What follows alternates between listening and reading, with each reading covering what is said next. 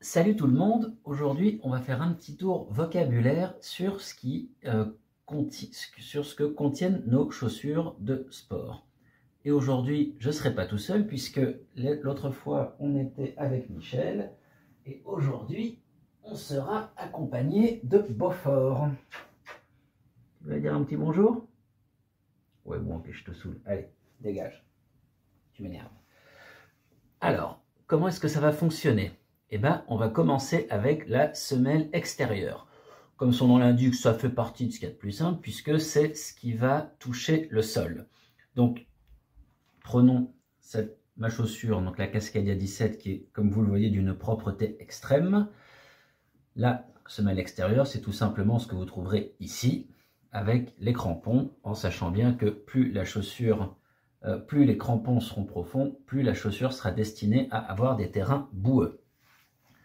On va passer maintenant à la semelle intermédiaire, qui est ici plus intéressant parce que, comme on l'avait expliqué par écrit, c'est là que se trouve tout l'impact de la chaussure et donc son prix. Donc, ici, on va la voir un petit peu parce que donc, personnellement, j'utilise des semelles orthopédiques, donc j'enlève les semelles intérieures habituelles et donc on en voit une partie ici et on en devine une partie un peu là.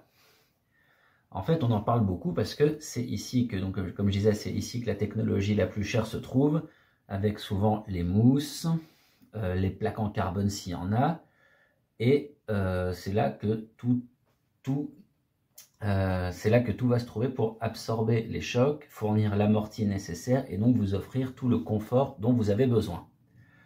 On va ensuite continuer avec ce qu'on appelle le pare-pierre.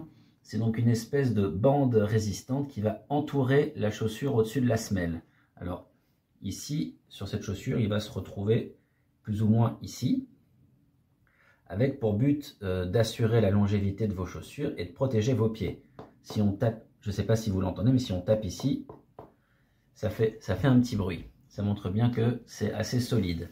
Et donc ça va protéger vos pieds de tous les chocs que vous pourriez rencontrer sur les sentiers. C'est donc ce qui va permettre de protéger vos chaussures et de limiter les risques de blessures. Et donc si on le compare avec par exemple une chaussure de route, le pare-pierre ici, il n'y en a pas parce que le but c'est la légèreté et a priori il y a peu de risque de se prendre des pierres quand on court en rue. On va maintenant parler de la tige. C'est donc la partie supérieure de la chaussure, celle qui va envelopper le pied. En gros, c'est comme on disait, la partie la plus visible de l'iceberg. Donc c'est vraiment toute cette partie-là. Elle va être importante parce qu'elle va devoir être résistante, potentiellement imperméable et respirante. Par exemple, alors ici je ne l'ai pas, mais par exemple sur d'autres modèles de Cascadia que j'ai pu avoir, assez vite, ici, la tige commençait à fatiguer un peu plus vite qu'ailleurs. Donc ici, pareil, elle sera comme ça et comme vous le voyez, beaucoup plus légère. Et qui dit tige va forcément dire empeigne. C'est donc la partie avant de la chaussure, donc celle qui va couvrir le dessus du pied, donc, comme on dit la partie supérieure de la tige, qui va devoir être résistante et respirante et aussi contenir des renforts à quelques endroits stratégiques.